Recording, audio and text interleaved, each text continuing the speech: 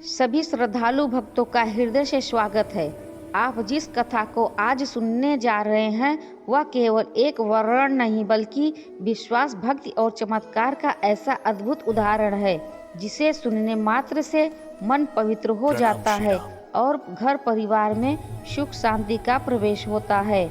आज की यह कथा मंगलवार व्रत की उन दुर्लभ कथाओं में से एक है जो पीढ़ियों से सुनाई जा रही है और जिनके चमत्कारों का अनुभव असंख्य भक्तों ने अपने जीवन में किया है। आज की कहानी का विशेष आकर्षक यह है कि यह केवल एक परिवार की पीड़ा और संघर्ष की नहीं करती बल्कि यह दिखाती है कि जब मनुष्य पूरी निष्ठा से हनुमान जी की शरण में जाता है तब असंभव भी संभव हो जाता है। आज आप सुनेंगे कैसे एक साधारण सी ब्राह्मण स्त्री केवल अपनी भक्ति, विश्वास और मंगलवार के व्रत की भक्ति के बल पर मृत पड़े अपने पुत्र को हनुमान जी की कृपा से पुनः जीवित प्राप्त करती है। यह कथा इसलिए भी अद्भुत है क्योंकि इसमें माता पिता की ममता, भक्ति की तपस्या और भगवान के अनंत दया भाव सब एक साथ दिखाई देते हैं। कहते हैं कि मंगलवार का व्रत मन से किया जाए तो साधक को अष्ट सिद्धियां, नौ निधियां, धन समृद्धि, पुत्र सुख, आरोग्य और जीवन में स्थिरता प्राप्त होती है। इस व्रत का एक एक नियम मनुष्य के कर्मों को शुद्ध करता है और उसके जीवन के सबसे कठिन संकटों को मिटा भी सकता है। यह कथा उन लोगों के लिए भी विशेष है जिनके जीवन में कोई अभाव, दुख, बीमारी, आर्थिक तंगी या संतान सुख की बाधा हो। मंगलवार व्रत और हनुमान जी की कृपा से जीवन में परिवर्तन आता है जिसका अनुभव करने के बाद मनुष्य स्वयं कहता है कि प्रभु की लीला असाधारण है। तो भक्तों, मन को शांत कीजिए, आस्था को प्रबल कीजिए और पूरी श्रद्धा के साथ इस पवित्र कथा का श्रवण कीजिए। आज की यह कथा केवल सुनने के लिए नहीं है, यह अनुभव करने के लिए है। यह विश्वास दिलाने के लिए है कि हनुमान जी हमेशा अपने भक्तों के साथ खड़े रहते हैं, चाहे परिस्थितियां कैसी भी हो।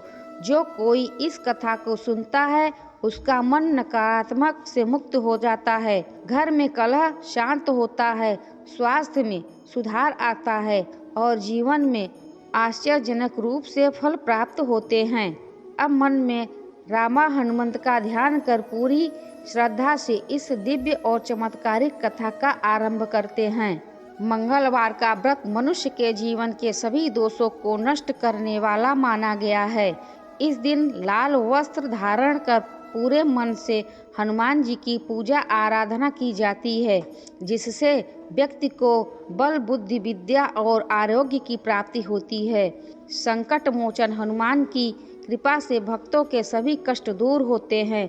इसी आदर श्रद्धा के साथ एक अत्यंत दुर्लभ पौराणिक मंगलवार व्रत कथा सुनाई जाती है जिसे मन लगाकर सुनने से जीवन में शुभता और सौभाग्य बढ़ता है। एक नगर में एक ब्राह्मण परिवार रहता था। उस परिवार में केवल एक पंडित दुर्गेश भी बचे थे। माता पहले ही चल बसी थी और कुछ समय पूर्व पिता का भी देहांत हो चुका था। पंडित दुर्गेश अपनी पंडिताई से मिली दक्षिणा पर ही जीवन यापन करते थे। सुबह स्वयं ही भोजन बनाकर खाते, फिर अपने काम पर निकल जाते। शाम को लौटकर फिर भोजन बनाने में लग जाते। उनका जीवन भक्तों से भरा था पर वे शांत और सरल स्वभाव के थे। मोहल्ले के लोगों ने अपने प्रयासों से पंडित दुर्गेश का विवाह एक गरीब किंतु गुणी कन्या से करा दिया। उसका नाम सावित्री था। वह गृह कार्य में दक्ष, सरल, विनम्र और सामाजिक प्रवृत्ति की स्त्री थी। साथ ही वह हनुमान जी की परम भक्त थी और प्रत्येक मंगलवार को व्रत किया करती थी। पंडित दुर्गेश को अब घर में समय से बना भोजन मिलने लगा और उनका जीवन अपेक्षाकृत सुगम हो गया। कुछ समय बाद सावित्री गर्भवती हुई। प्रसव का समय आया तो पंडित दुर्गेश पड़ोसी की दाई को लेकर आए जल्द ही सावित्री ने एक सुंदर पुत्र को जन्म दिया, परंतु पुत्र के जन्म के बाद जो हुआ वह कोई समझ नहीं सकता था। पंडित दुर्गेश ने बच्चे को उठाया, उसे नए स्वच्छ वस्त्र में लपेटा और बिना किसी को कुछ बताए घर से निकल पड़े। धीरे धीरे चलते हुए वे गंगा के तट पर पहुँचे। वहाँ उन्होंने बच्चे को 3 बार गंगा में डुबोया, फिर उसके दाएं कान में एक रहस्यमय मंत्र फूंका। अद्भुत रूप से बच्चा बोलने लगा। दुर्गेश ने पूछा कि क्या वह उनके ऊपर किसी जन्म का कर्जदार है या स्वयं उनका कर्जदार है, और कितना कर्ज है। बच्चे ने उत्तर दिया कि पंडित दुर्गेश उसके ऊपर 50 रुपए की ऋणी थे। यह सुनकर पंडित ने गंगा में वही राशि अर्पित की। बच्चे के बाएं कान में मंत्र फूंका और उसे गंगा में प्रभावित कर दिया। घर पहुंचकर उन्होंने सावित्री को बताया कि बच्चे के साथ ऐसा क्यों किया। बोले कि बच्चे पर उनका कर्ज था जिसे उन्होंने चुका दिया, नहीं तो वह बड़ा होकर उन्हें दुख देता और उनके लिए बोझ बनता। भोली सावित्री सब सुनकर चुप हो गई, पर उसका हृदय भीतर से टूट चुका था। वह किसी से अपने मन की पीड़ा कह नहीं पाती। कुछ महीनों बाद सावित्री फिर से गर्भवती हुई। दूसरे प्रसव के बाद भी दुर्गेश ने वही किया। दूसरे बच्चे को भी लेकर गंगा तट पर 3 डुबकियां दी, मंत्र फूंका और उससे पूछा। इस बार बच्चे ने कहा कि उसके ऊपर दुर्गेश के 100 रुपए का कर्ज है। पंडित ने कर्ज मुक्ति का वचन देकर बच्चे को प्रवाहित कर दिया। घर लौटकर उन्होंने फिर वही तर्क दिया कि वे नहीं चाहते थे कि उनका बच्चा बड़ा होकर उन्हें कष्ट दे। सावित्री इस बार और भी अधिक दुखी हो गई। वह अंदर ही अंदर टूटती जा रही थी। उसका हंसमुख चेहरा अब मुरझाने लगा था। एक दिन उसकी पड़ोसन बुढ़िया ने उसके बदले चेहरे को देख कारण पूछा। पहले तो सावित्री ने टाल दिया, परंतु बुढ़िया के बार बार पूछने पर उसने पूरी बात बता दी। बुढ़िया बोली कि उनका राजा बहुत न्यायप्रिय और दयालु है, वह सबकी सुनता है। उसने सुझाव दिया कि अगले दिन वह दोनों राजा के पास जाएं और उसे सारी बात बताएं। सावित्री ने सहमति दे दी। अगले ही दिन जब दुर्गेश अपने काम पर निकल गए, बुढ़िया सावित्री को साथ लेकर राज दरबार गई। राजा ने पूरे ध्यान से सावित्री की बात सुनी। वह आश्चर्यचकित भी हुआ और दुखी भी। उसने बुढ़िया से कहा कि जब अगली बार सावित्री को संतान होने का समय आए तो तुरंत उसे खबर दी जाए। राजा ने उन्हें आश्वासन देकर वापस भेज दिया और सावित्री के मन में वर्षों बाद आशा की एक किरण जगी। बुढ़िया ने राजा को संदेशा भिजवा दिया। राजा ने भी संदेश भेजा कि जैसे ही प्रसव का समय आए उसे तुरंत सूचना दी जाए। सावित्री को पहले 2 बच्चों की याद आते ही भय लगता, पर बुढ़िया हर बार उसे दिलासा देती। अंततः प्रसव का समय आया। सावित्री ने दुर्गेश को दाई बुलाने भेजा और बुढ़िया को राजा को बुलाने के लिए कहा। राजा भेष बदलकर उनके घर के आसपास पहुंच गया और छिपकर निगरानी करने लगा।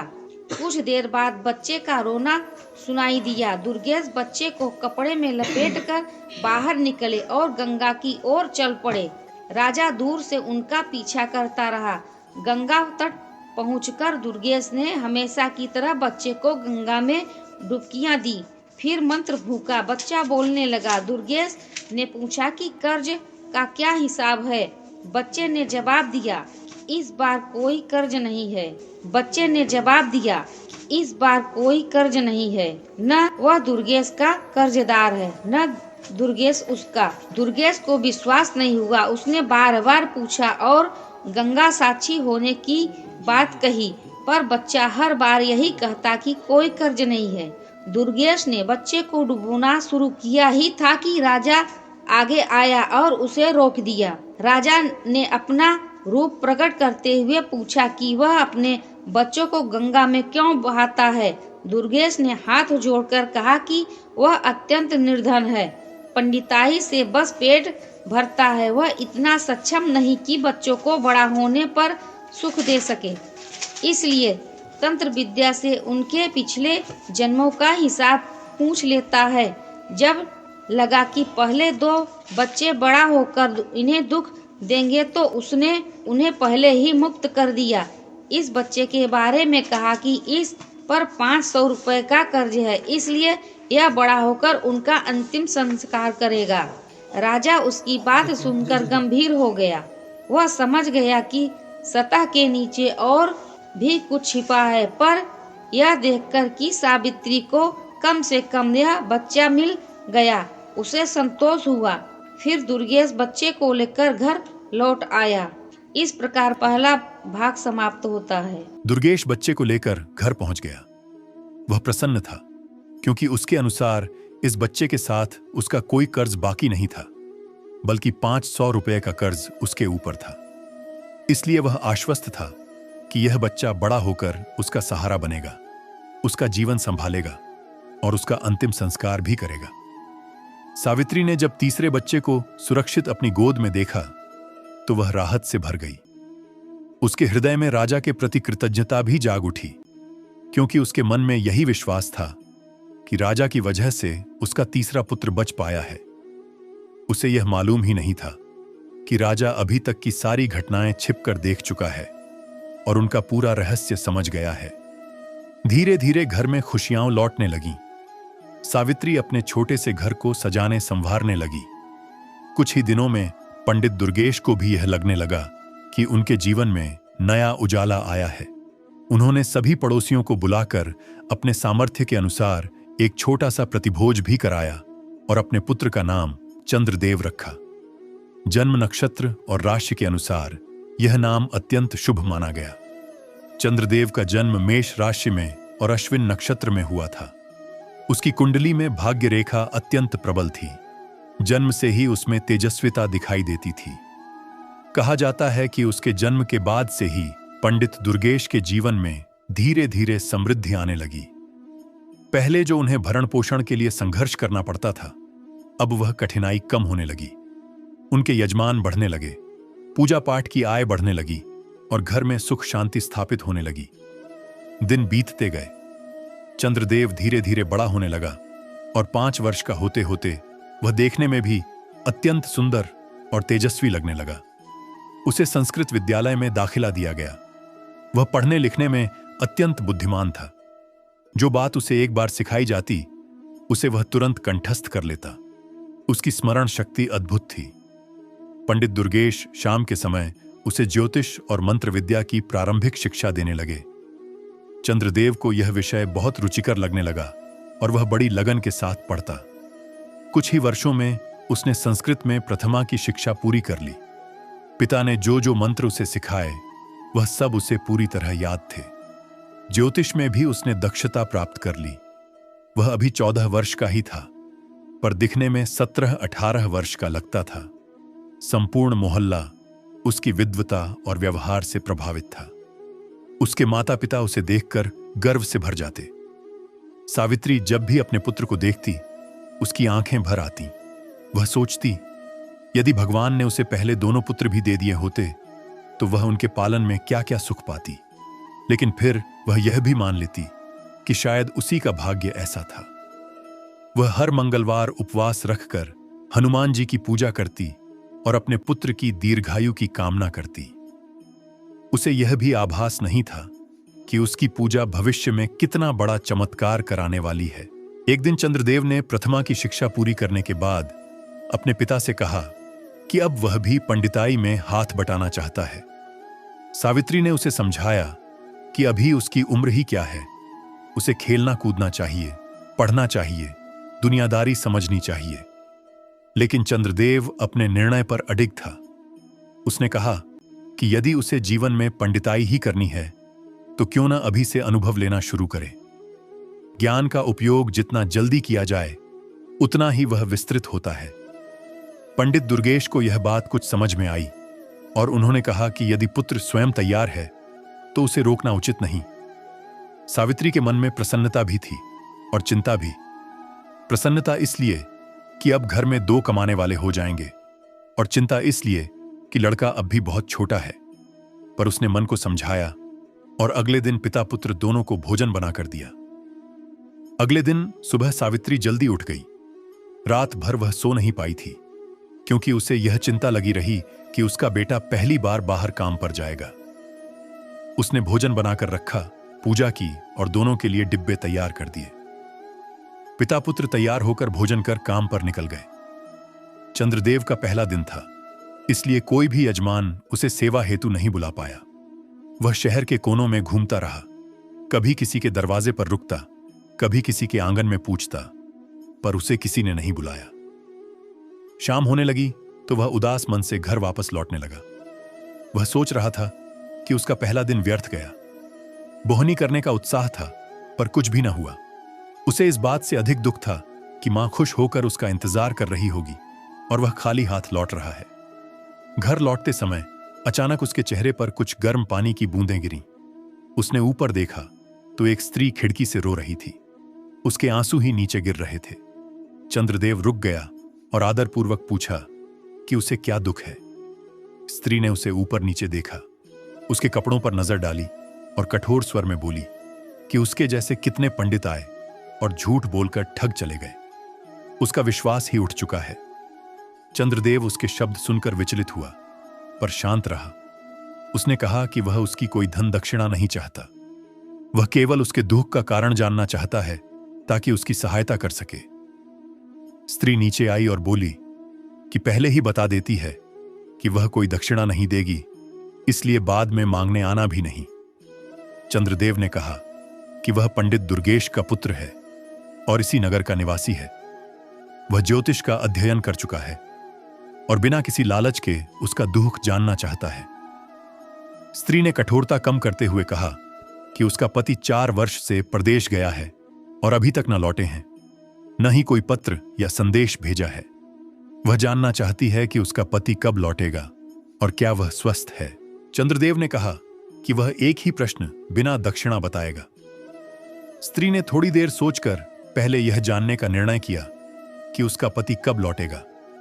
चंद्रदेव ने अपनी गणना की और कहा कि उसका पति आज रात 12 बजे लौट आएगा, वह भी हाथी पर बैठकर और बहुत सा धन लेकर। स्त्री को यह बात असंभव लगी। उसने उसे झूठा कह दिया, पर मन में उसके व्यवहार से एक भरोसा भी जागा। चंद्रदेव घर लौट आया। उसकी मां ने प्रेम से उसका स्वागत किया और भोजन कराया।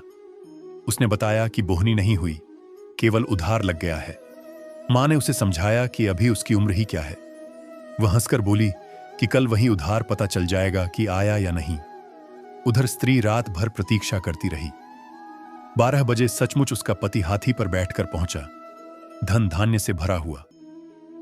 स्त्री ने चंद्रदेव की भविष्यवाणी याद की और अपने पति को कहा कि पहले जाकर उस ज्योतिषी लड़के को दक्षिणा दे, फिर घर में प्रवेश करे।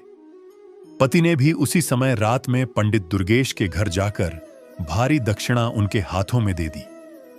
यह सब देखकर अगले दिन सुबह जब पंडित दुर्गेश ने घर में धन धान्य देखा तो वे घबरा गए। उन्होंने तुरंत पंडिताइन को भेजा कि जाकर देखे कि उनका पुत्र जीवित है या नहीं। सावित्री दौड़कर कमरे में गई तो देखा कि चंद्रदेव मृत अवस्था में पड़ा है। वह चिल्ला चिल्लाकर रोने लगी। दुर्गेश ने कहा कि उसने पूर्व जन्मों के सभी कर्ज चुका दिए, इसलिए उसका जीवन पूरा हो गया। चंद्रदेव के कमरे से जैसे ही जोर जोर से रोने की आवाज आई, पूरा घर शोक में डूब गया। सावित्री अपने पुत्र के निर्जीव शरीर को देखकर विलाप करने लगी। उसकी आंखें लाल हो गईं, उसका गला सूख गया। वह तड़पकर बेटे को अपने सीने से लगा लेती और फिर होश खो बैठती। पंडित दुर्गेश भी भीतर से टूट चुके थे। वे जमीन पर बैठकर सिर पकड़कर रोने लगे। उन्होंने पंडिताइन से कहा कि यही कारण था कि वे नहीं चाहते थे कि चंद्रदेव पंडिताई करे। वह पूर्व जन्मों का सारा कर्ज चुका चुका था और इसीलिए अब उसे इस संसार से जाना ही था। सावित्री के मन और शरीर पर यह आघात असहनीय था। उसकी दुनिया जैसे समाप्त हो गई थी। वह अंदर से शून्य हो गई थी। वह खाना पीना छोड़कर बैठ गई। पति ने उसे समझाने की कोशिश की, पर उसके कानों में कोई बात नहीं पड़ती थी। वह बस यही कहती, हे हनुमान जी, मैंने जीवन भर आपका व्रत किया है, आप ही मेरी रक्षा करें, मुझे मेरा पुत्र वापस चाहिए। पंडित दुर्गेश अपने तर्कों में उलझे रहे, पर सावित्री का मन अब किसी तर्क को सुनने की स्थिति में नहीं था। सावित्री ने निश्चय कर लिया कि वह अपने हनुमान जी को प्रसन्न करेगी, चाहे इसके लिए उसे कितना भी कठोर व्रत क्यों न करना पड़े। उसने अन्न जल सब त्याग दिया। पूरे 1 सप्ताह तक उसने एक भी दाना मुंह में नहीं डाला। वह केवल गंगा जल के सहारे अपने टूटे हुए हृदय और हनुमान जी में अटूट विश्वास के साथ व्रत करती रही। शरीर दिन ब दिन दुर्बल होता गया, पर उसकी श्रद्धा और संकल्प विचलित नहीं हुए। 7वें दिन उसका शरीर बिल्कुल निढाल हो गया। वह मरणासन्न सी हो गई। उसके होंठ सूख गए, शरीर कांपने लगा, आंखें धुंधली पड़ डिडिहच गईं। वह बिस्तर पर लेटी थी, पर उसके मन की पुकार अब भी उसी ताकत से गूंज रही थी। हे हनुमान जी, मुझे मेरा पुत्र वापस चाहिए। आप मेरी अंतिम आशा हैं। इसी समय उसकी तपस्या और पीड़ा आकाश तक पहुंची। हनुमान जी, जो भक्तों के दुख सहन नहीं कर सकते, जिनके लिए भक्ति का एक कण भी अमूल्य है, वे सावित्री की दशा देखकर अत्यंत व्याकुल हो उठे। उन्होंने सोचा कि यदि उन्होंने इस ब्राह्मणी को दर्शन न दिए तो संसार के भक्तों का विश्वास डगमगा जाएगा। उन्होंने इस स्त्री की पीड़ा, उसकी मां की ममता और उसकी तपस्या को स्वीकार किया और उसके सामने प्रकट होने का निर्णय लिया। एक शांत क्षण में जब सावित्री अर्धचेतन अवस्था में पड़ी थी, तभी कुटिया में तेज प्रकाश प्रकट हुआ। वातावरण सुवासित हो गया। एक दिव्य स्वर गूंजा और उसी क्षण पवन पुत्र हनुमान उसके सामने प्रकट हो गए। उनका तेज ऐसा था कि पूरी कुटिया प्रकाश से भर गई। सावित्री ने आंखें खोलीं और अपने आराध्य को सामने खड़ा देखकर विस्मित रह गई। उसकी आंखों से अश्रु बहने लगे। हनुमान जी ने प्रेमपूर्ण स्वर में कहा, ब्राह्मणी, तुम्हारी तपस्या और भक्ति से मैं अत्यंत प्रसन्न हूं। तुमने जीवन भर मंगलवार को मेरा व्रत किया है। इसी भक्ति के बल पर मैं तुम्हें वर देने आया हूं। मांगो, तुम्हें क्या चाहिए? सावित्री फूट फूट कर रोने लगी और कांपते हुए स्वर में बोली, मुझे धन नहीं चाहिए, सोना चांदी नहीं चाहिए, न सुख सुविधाएं चाहिए। मुझे केवल मेरा पुत्र चाहिए। मेरे दोनों पहले बच्चे तो चले गए, उनके दर्शन तक मुझे नहीं मिले। अब आप ही मुझे मेरा चंद्रदेव वापस दे दीजिए। हनुमान जी ने कहा, ब्राह्मणी, उसके भाग्य में यही लिखा था जो हुआ। उसका जीवन वृत्त पूरा हो गया था। सावित्री ने दृढ़ता से कहा, नहीं प्रभु, मैं संसार का कोई सुख नहीं मांगती। मैं केवल अपने पुत्र को चाहती हूं। यदि आप मुझे पुत्र नहीं देंगे तो मेरा जीवन व्यर्थ है। हनुमान जी उसकी ममता से पिघल उठे, बोले, तथास्तु, तुम्हारी भक्ति और मातृवेदनाओं ने मुझे बाध्य कर दिया है। तुम्हें तुम्हारा पुत्र प्राप्त होगा। उन्होंने हाथ उठाया और आशीर्वाद दिया। फिर बोले, ब्राह्मणी, जरा अपने पुत्र के कमरे में जाकर देखो, वह तुम्हें पुकार रहा है। सावित्री लड़खड़ाते हुए उठी। उसके कदमों में शक्ति नहीं थी, पर हृदय में आशा का प्रकाश दौड़ पड़ा था। वह कमरे में पहुंची, दरवाजा खोला और जैसे ही उसने भीतर कदम रखा, उसका शरीर सन्न रह गया। वहीं उसके सामने उसका पुत्र चंद्रदेव पूरी तरह जीवित, हंसता हुआ, खेलता हुआ खड़ा था। वह दौड़कर अपनी मां के चरणों में गिर पड़ा। सावित्री की आंखों से आंसुओं की धारा बह निकली। उसने बेटे को कसकर सीने से लगा लिया। उसकी सांसें भर आईं, पर यह सांसें अब दुख की नहीं, अद्भुत आनंद की थीं। पूरा घर दिव्य प्रकाश से भर गया। दुर्गेश भी यह दृश्य देखकर स्तब्ध रह गए। वे समझ गए कि यह सब सावित्री की भक्ति, उसके हृदय की पीड़ा और हनुमान जी की कृपा का चमत्कार है। कुछ ही क्षण बाद वह दिव्य प्रकाश धीरे धीरे विलीन हो गया। इसके बाद सावित्री की भक्ति और भी दृढ़ हो गई।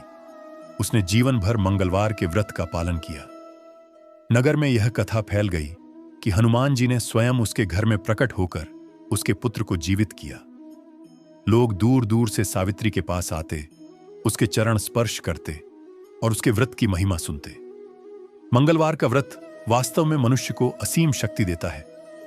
शास्त्र कहते हैं कि माता सीता ने स्वयं हनुमान जी को आशीर्वाद दिया था कि जो भी भक्त मंगलवार को उनकी आराधना करेगा, व्रत रखेगा और उनकी कथा सुनेगा, उसके जीवन में धन, पुत्र, आरोग्य और सभी प्रकार के सुख आएंगे। वह सभी संकटों से मुक्त होगा, उसके ऊपर कोई विपत्ति नहीं टिकेगी। इस प्रकार सावित्री को हनुमान जी की कृपा से अपना पुत्र वापस मिला। उसका विश्वास अमर हो गया और आज भी यह कथा मंगलवार व्रत की महिमा के रूप में सुनी और सुनाई जाती है।